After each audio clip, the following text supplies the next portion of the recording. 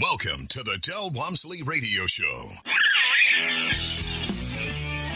Del challenges the status quo, questions everything, and empowers you to return to your core beliefs to make your life better. If you're ready to hear the truth and get your roadmap to the lifestyle you really want, the next hour will change your life.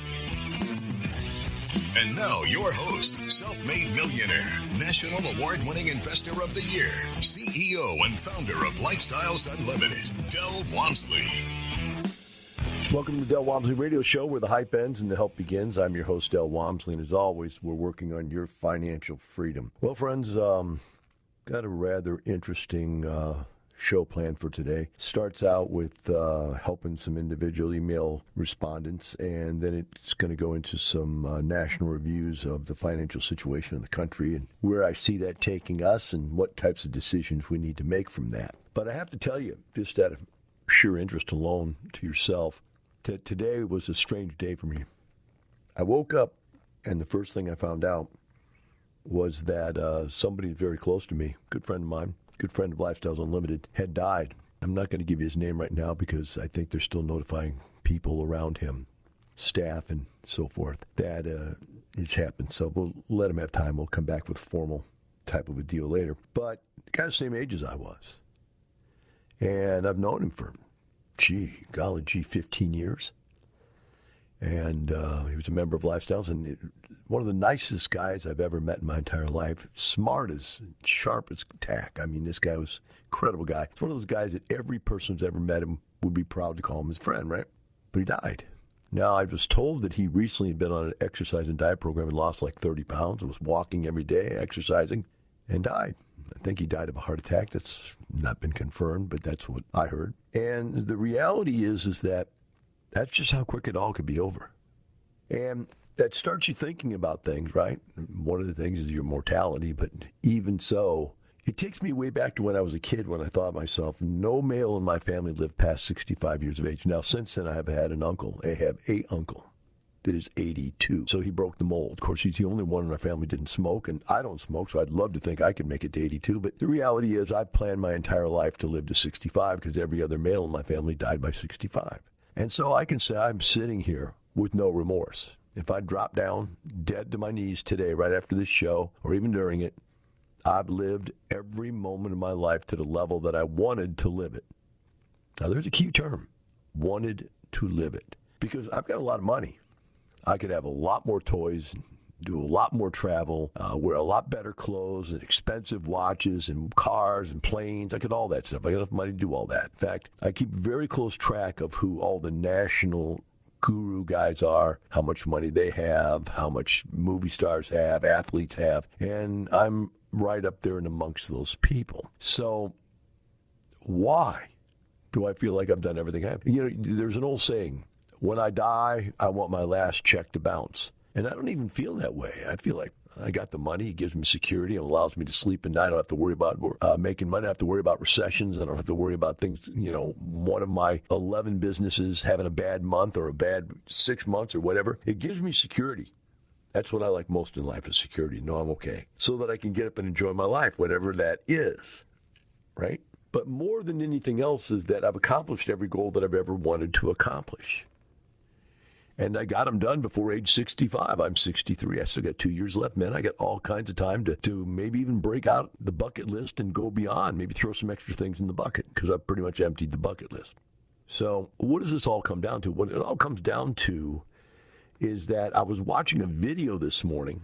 It just happened to pull up. I've been spending a lot of time paying attention to guns and ammo, and it's like a new hobby for me, man. And I was watching this guy, and he was talking about what it takes to be an expert. And the guy was saying that, everybody and their brother's an expert. Just ask them. And I feel the same way about real estate gurus. I mean, first of all, about 70% of all the real estate gurus out there right now are members of Lifestyles Unlimited or have been. And they're derivatives of our product.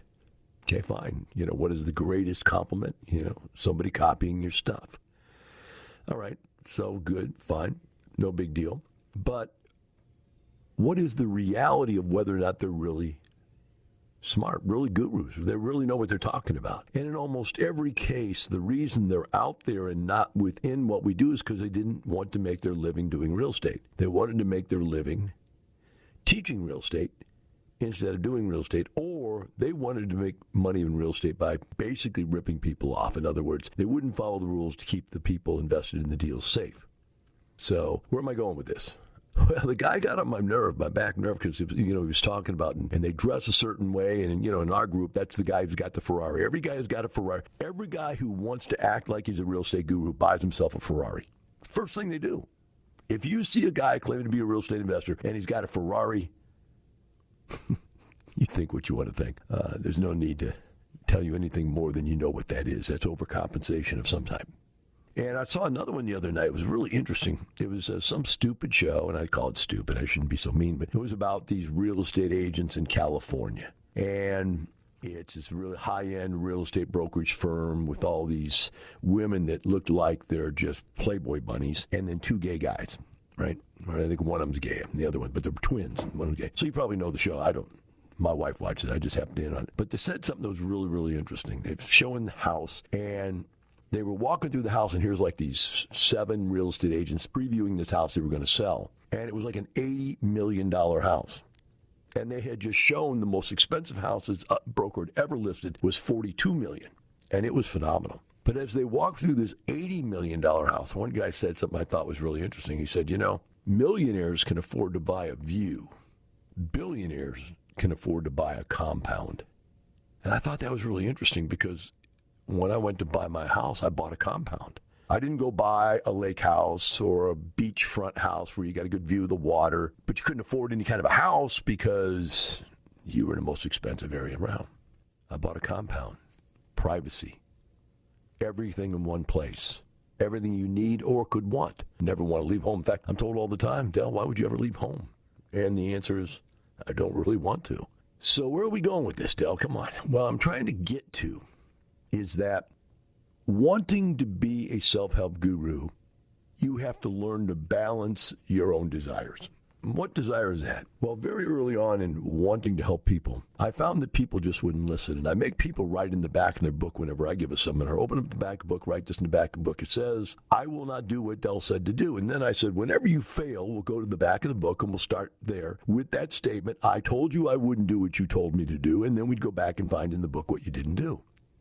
Inevitably, it's always the same thing. They don't do what I tell them to do. If they would have done what I told them to do, they would have been successful. But for some odd reason, people have it in their mind they have to reinvent the wheel. Now, I would suggest that some people just do it because they're arrogant, but I'm going to suggest to you there's another group of people out there that are basically failures by personality trait. Failures by personality trait. In other words, their personality leads them to do the same thing wrong over and over and over again, and they really just can't get out of it. It's very difficult. So today I'm going to take 2 different case studies, one of somebody who was that way, still is that way, probably will always be that way, and then somebody else who recognized that they had made a mistake in life and made a major change. And then I'm going to compare the two so you can see what the difference is between somebody who has really inadvertently doomed themselves to mediocrity. Not failure, not terrible person, just mediocrity because of the way they approach life. And I'm going to break it down. I'm going to break it down into minute detail as to why that is. And then we'll go the other way. We'll look at somebody finally figured it out and goes, wow, if I keep on doing what I'm doing, I'm going to keep on getting what I'm getting. I really don't want to keep getting what I'm getting. We'll be right back with the Del Walmsley Radio Show.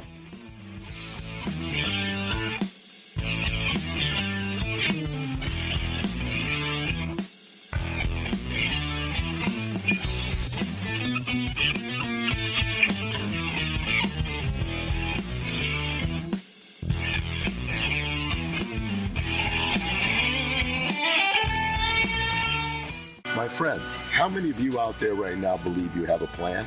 I followed the conventional plan for years, and then the conventional plan blew up in my face. I wonder how many of you can relate to that exact same thing. The real question is how many of you have actually figured out how to turn that thing around and make it happen. Do you have a plan? Lifestyles Unlimited has one for you. It's worked for countless others. Retire in 5 years or less. Come learn more. Join us for our live online workshop. Register at lifestylesunlimitedworkshop.com. Welcome back. Now here's some more unconventional wisdom to set you free. From the man on a mission to retire America, one person at a time, Del Walmsley. Welcome back to the Del Walmsley Radio Show. Today I'm going to be doing some surgery here, and I'm going to surgically remove a complete personality from an email that I received. And I want you to understand I'm not doing this to be mean to this individual. In fact, the individual asked for the advice over and over again. He asked for the advice, and he's a member, by the way, although as you'll find as we go through this, he has not listened to one thing that I said to do. He's not, if you take 2 days, 16 hours of seminar, he has completely disputed every possible thing that we've told him to do and not do in this one email. It's amazing. He could actually do so many different things wrong. And what's amazing is he went to the seminar. So I'm going to break this down. I'm going to show you a couple things that if you want to be successful and you got a personality like this, you need to get a personality adjustment, really more than anything else. It starts out, it says, hey, Del, and by the way, I'm not going to give the guy's name out, okay? It's not worth it. Hey, Del, I'm sorry I haven't been able to listen to your show recently. Therefore, I might not even be sharing something with you that is useful. Well, I'll try anyway. You might just be such a kind guy that you'll respond here instead, if not on the radio. Ah, ha, ha, ha, ha. No, but really, I appreciate you and the work that you do a lot. It's inspiring, by the way. All right, so let's stop right there and let's talk about this whole first paragraph. I'm going to tell you something that I found out in life very, very early. There are people that do things, and there are people that talk about doing things. The talkers, I call them the da-da-da-da-da people. And where did I get that? A boss of mine, 40, 50 years ago, came to me and he said, Del, if you're going to be a salesman, you got to have a positive attitude. Now, I'm a type B personality, which has no positive attitude. Type B is analytical, to the point. And some of you like that about me, and some of you hate that about me. Okay, I get that, but that's just who I am. But this guy was trying to teach me to sell, and he's going, Del, you can't sell that way. You got to sell like you're excited about the product and then eventually the person or whatever. And he said, what you got to do is you got to get up every day and think about a great man by the name of Johnny Carson, who for 40 years, during 10 divorces of 10 different women, his life, in other words, his life was a mess, got up every single night, walked out from behind a curtain, and the music went off. And the music was da-dun-dun-dun-dun, da-dun-dun-dun-dun. It's Johnny. And he broke out the smile and started his act.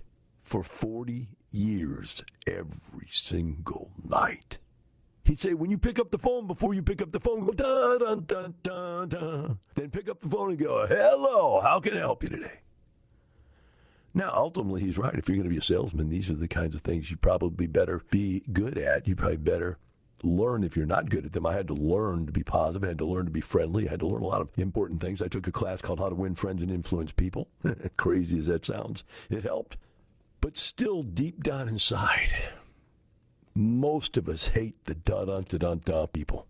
They're just, you can sense them. They get under your skin. They bug the living snot out of you from the very moment you start dealing with them.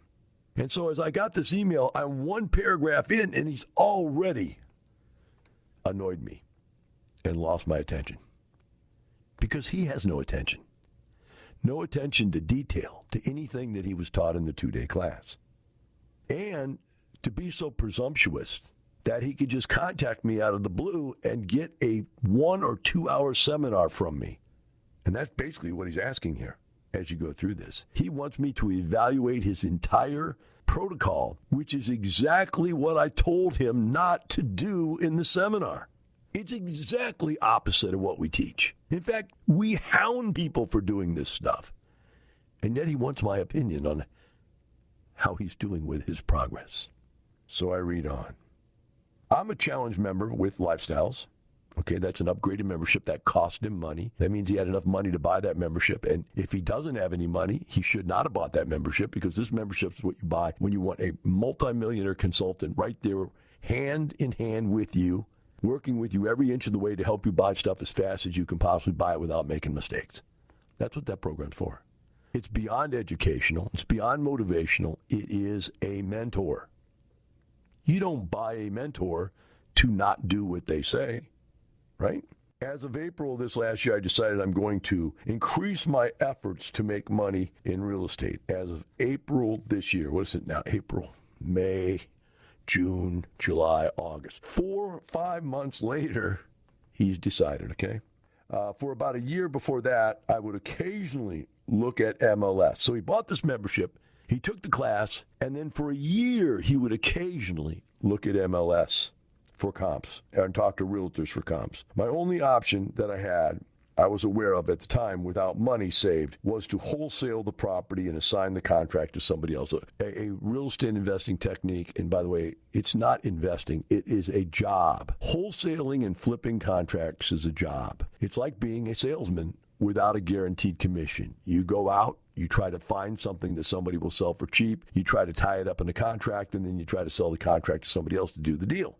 Where's the capital gains? None. Where's the cash flow? None. What it is, you're trading time for money, right? Time for money, time for money, time for money. Never did it. Never taught anybody to do it. Have no idea how to do it other than to know that almost everybody I know that does it fails.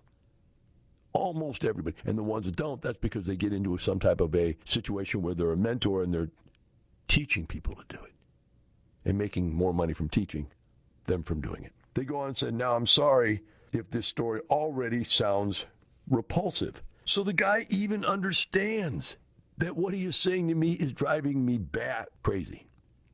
He knows it. He knows it's all wrong. Yet think of the personality that goes, I'm going to go stick my finger in your eye. Hi, Mr. Whoever you are. I just wanted to come and ask you my opinion of X, which is exactly opposite of yours. And then I want you to tell me I'm a good guy and I'm doing the right thing. He goes on and says, I'm improved, or so I think. I partnered with a friend, and we pull list of vacant properties and pre-foreclosures.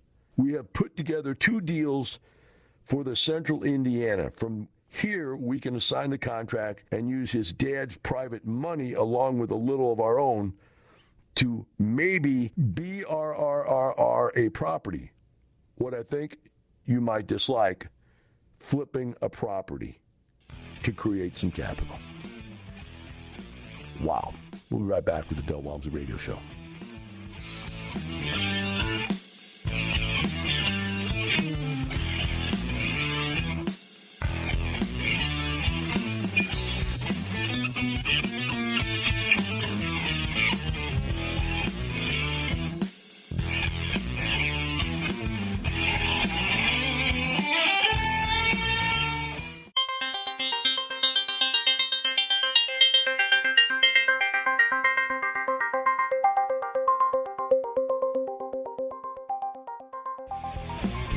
Welcome back. Now here's some more unconventional wisdom to set you free from the man on a mission to retire America, one person at a time, Del Walmsley. Welcome back to the Del Walmsley Radio Show. Today we're going through an email that is just, it's really painful. I'm not trying to put the guy down. The guy actually puts himself down multiple times in the email. He knows he's doing everything wrong. He knows that he's taken the course and is talking about stuff we tell you not to do, and he's bragging about doing it, and he's failing. And he wants to know how proud I am of him doing the things I told him not to do. It's just ridiculous. And I'm telling you, this is a personality problem, and it's one I've seen many times in the 30 years I've been consulting. So we left off with this sentence that from here we can assign the contract, use my dad's private money. Okay, so now he's using his father's money, right? He's partnering with a friend, and I'm sure the friend's the guy telling him how to do all this stuff because we didn't teach him how to do all this stuff. And we'll flip this property to create some capital. So his friend, who doesn't have any money either, has convinced him to go into this with him so he can use his dad's capital, that they can go out there and find these deals and flip these deals. Now, is what I'm doing great? Can you believe he asked that? Is what I'm doing great? No, it's dumb as a rock. Okay, moving on. What could I do better? Quit. Stop what you're doing right now and do what I taught you to do. That's what you could do better. What else? I use PopStream, Spokio, phone wagon to make phone calls to these owners. In other words, he's put in all this time and trouble to learn how to use all these internet guru, something for nothing, midnight madness software programs. He's bought a program to the best training program, real estate training program in the country. And yet he still is wasting his time, trading time for money, time for money. I try my best to present myself well and persuade the owners to sell to me. You're not presenting yourself well in this email. I would never sell to you. In fact, I'd never do business with you because I'd be afraid that you'd be wanting to rip me off, which, by the way, I'll prove to you later in email. And I'm focused on it being a numbers game. That's what all people that can't do anything say. If you throw enough mud on the wall, something's got to stick. That's the belief that all losers believe. Do not believe that if you throw enough mud, because you don't have enough mud. You'll run out of mud before you end up sticking something to the wall. Why not just go find the right thing that works? So I try not to get too caught up in a perfect script. So there he is, he's admitting it. He's not even really trying to do it right. He's just doing it. Don't people decide pretty much themselves before I call whether they want to sell or not? If he believes that, then why is he even doing it? Next, gosh, I might sound like a real novice here. Hey, I'm just trying. I hope I'm not blind. You're blind as a bat, and you know it, and that's why you're writing this email. And you're hoping for a glimmer of some positivity from me to assist you in demoralizing yourself for the rest of your life, destroying your life. You want me to condone what you're doing. I will not do it. I care too much about you to condone the insanity of what you're doing, that your friend is teaching you to do. Could you provide a little feedback for us? I'm going to give you all you want, buddy. We sometimes send letters to these homeowners, investors of vacant, pre-foreclosed properties. Should I focus just on follow-up as many times? I guess I'm not talking about dispositions. So when it comes to finding a buyer for a property, that is being wholesaled, are we illegally able to market these properties once we have it under contract? So do you understand what he's asking? He's saying, we haven't even thought about what we'd do with one if we found one, and I think he said he found two. Can we even sell them? Do we even know? Is that not the blind leading the blind, the cart dragging the horse? Folks, get with me here. Feel my pain. If this was your kid, what would you do? What would you say to them? Or worse, what if this is you? How do you turn your life around from this kind of insanity? Goes on and says, maybe this type of investing is not something you care to talk about. Oh, I'll talk about it. I try not to because I don't like to be negative. But man, if you want it, I'm going to let you have it. That's fine. The way I look at it is that we have to find single-family investment properties at some point, so why not try to create something out of nothing? There it is. Let's create something out of nothing. Try to create something out of nothing. How insane can a person be? Instantaneous gratification disease, midnight madness theories. Something out of nothing. Does this make sense? Are you willing to point out what I'm doing good? Are you willing to point out what I'm doing good? You're not doing anything good. You're doing everything bad. My partner is currently the one to handle the paperwork. So as I said, he's found some guy that thinks he's a real estate guru. He's got this guy out looking for deals for him. And if he finds something, he's going to handle the paperwork, then get him to talk his dad into paying for it. This is a scammer met a scammer, and they're going to destroy each other. Goes, other than that, I'll be following you. There is not one thing you're following me. You're not even close to following me. In fact, if there was a direction I was going, which is right, you'd be turned around exactly backwards going left. Maybe I'll even get some mentors with lifestyles. My mentors wouldn't touch you with a 10-foot pole, dude. Not in doing this stuff. You're not doing what we teach. They're not going to mentor you to do the wrong thing. They're going to mentor you to stop this insanity. Goes on and says, God help me. I'm the one who bought the property at the tax sale for $3,000 with my father. So he had written me earlier before and said that he bought a tax sale property for $3,000. And I said, how can you buy a property for $3,000? It's a 150-year-old frame house somewhere on the East Coast where it's worth about $10,000, and he bought it for $3,000. My father and I might just turn this into a rental ourselves.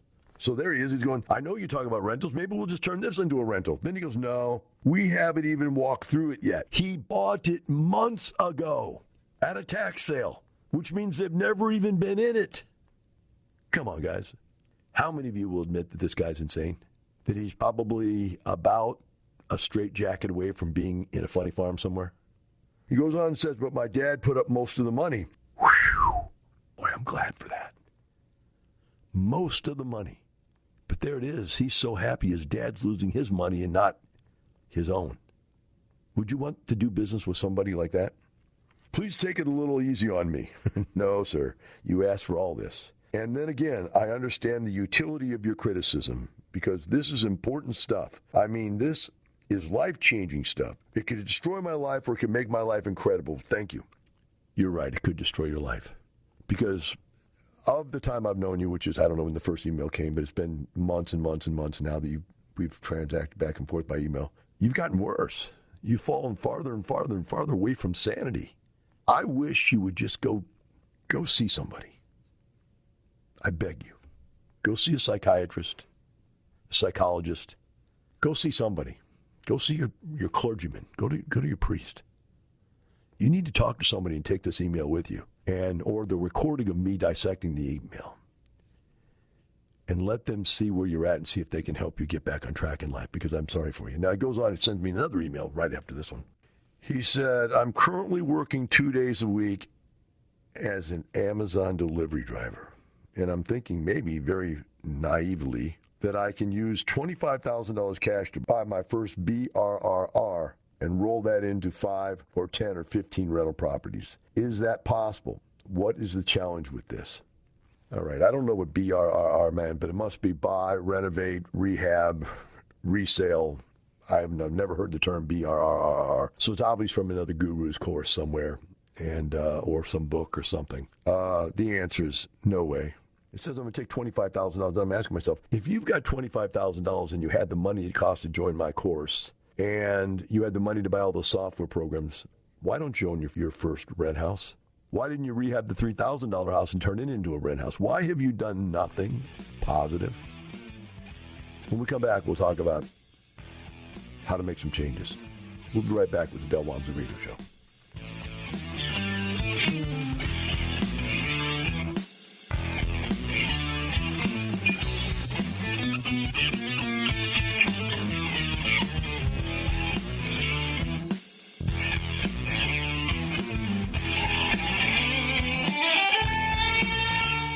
Del Walmsley talks about buying your way back from corporate America through real estate. A massive change in my life. My personal residence I lived in was a one-bedroom condo, cost $425 a month. This covered it. My automobile car payment was only $300 and some a month. This covered it. I was buying my way back from corporate America. I could feel it. Lifestyles Unlimited will teach you how to buy your way back from corporate America. Get in control. Get into our live online free workshop. Register at lifestylesunlimitedworkshop.com. Welcome back. Now here's some more unconventional wisdom to set you free from the man on a mission to retire America, one person at a time, Del Walmsley. Welcome back to the Del Walmsley Radio Show.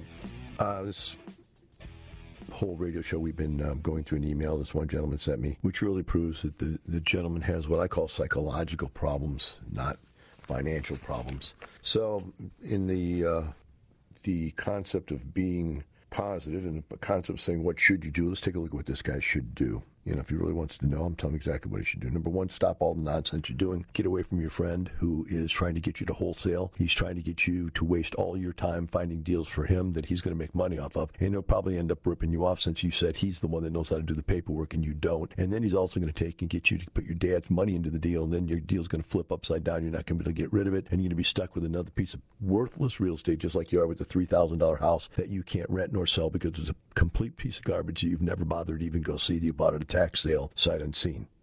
Stop the insanity. That's step number one. Step number two, you say you're working 2 days a week as a delivery driver. What you're trying to do by flipping is trying to create income, and you're trying to create income out of something that's hit and miss, hit and miss, hit and miss. You may, never find a deal or two. If you do, you can't find somebody to sell them to, et cetera, et cetera, et cetera. You're just doing it wrong. What you should be doing is working at something you're guaranteed to get paid at. And being in this day and age, Amazon delivery driver, you could probably get 7 days a week if you wanted it instead of 2, because Amazon is just rocking right now.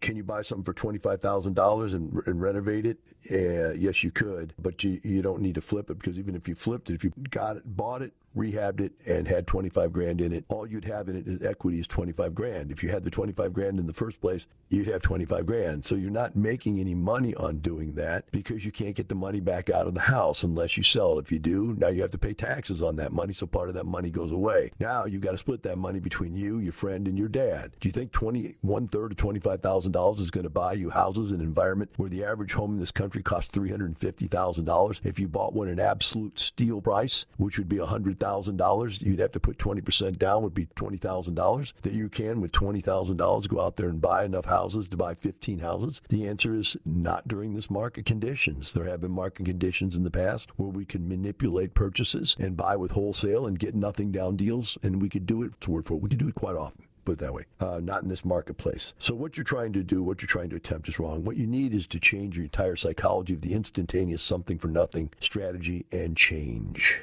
and get over into the real world. All right, now I've got another email here from a lady that's a member, and she goes on and says, I'd love to upgrade your membership. Short answer, I'd love to, but I just don't have enough money. Long answer is I was divorced in 2017, which granted sole legal decision-making over my son. I accepted my community college research position in 2019, upgraded, and have been working my tail off to position myself in a better financial position after post-divorce. Single mom working full-time. I'm hesitant to invest the little nest egg that I have at the moment, but I'm getting there. After listening to Lee, I want to have the money and upgrade my membership and have the money to make my first single-family property. My consultation with her was, don't upgrade your membership. If you are sitting on a small nest egg, I don't want you to risk your nest egg by buying more education. Let's keep the nest egg safe, because you're a single mom working hard, saving your money. Right? And when you've got enough money, let's get you to buy one rent house. Let's not get you to go out there and upgrade and buy more education. Now, she believes in education because she's a teacher, and so she believes highly that the price and the cost of education is well worth it no matter what it is. I have no problem with that. An ounce of prevention is worth a pound of cure. I totally believe that I'd rather know what I'm doing before I do something. Going to pay one way or another, right? But that's just not where she's at. And she's at least wise enough to see that. So she's saying, I'm not going to go spend that money. She doesn't have this other guy bought the course, even though he didn't have the money to be able to utilize the course. If he would have asked me, I would have told him not to buy the course, right? If you don't have the money to utilize it, why buy the course? She bought the course, or she decided not to. I applauded her for that decision and told her that, hey, there's lots of, with the membership she has right now, there's massive amounts of additional information available. All she has to do is keep studying, saving, and someday she'll get there. And the other thing she said in here, which I didn't get to, I asked why she joined now, as opposed to she heard about it 10 years ago. She said she heard about it for 10 years, and for 10 years she's not been able to get her husband to do anything. So the point I want to make here was, here's a person that has been held down by her husband forever. She continued to see that to continue to do the same thing, got the same results, and finally she just got enough nerve to get a divorce, to start over and go, hey, everything I've done up till now has been ineffective, other than have a child, in which, I'm not putting that down, but, other than that, financially has been ineffective. She's got an education. She can get a job. She's going back to zero. And she's building with the right ideas. She was able and allowed to go get the information now that her ex-husband is gone. She has the ability to allow her space on this earth to expand and for her to become a better person, at least financially. That's what you want to see. When you see someone come into a course like this, you want to see their growth. And I'll see her back in a year. She'll have lots of educational opportunities, lots of case studies and road trips to go to and things to watch. And she'll get highly educated and hopefully more motivated as she saves her money. That education and motivation should help her save her money. And she'll work her way into a position to be able to buy her first rent house, in which case she'll have her first passive income and her first real asset to start building wealth.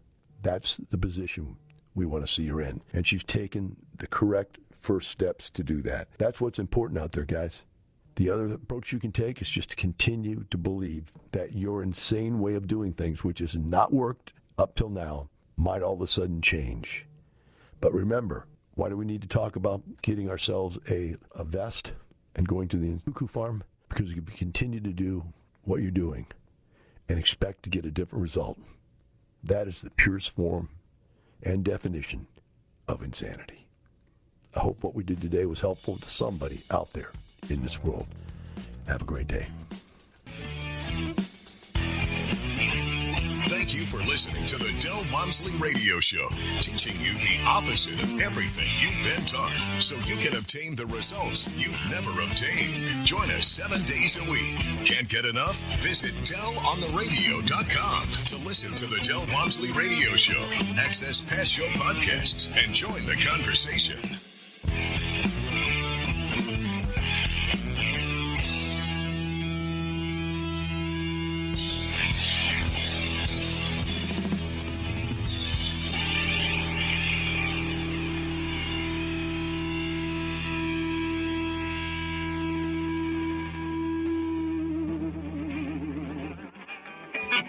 The information and opinions you hear on the Del Walmsley Radio Show are those of the host, Del Walmsley, his guests, and his callers, and do not necessarily reflect the opinions of this station, its affiliates, its management, or advertisers. The Del Walmsley Show is for entertainment purposes only. Please consult a professional regarding your personal investment needs. Nothing presented on the Del Walmsley Show constitutes an endorsement, recommendation, offer, or solicitation to buy or sell any product or security.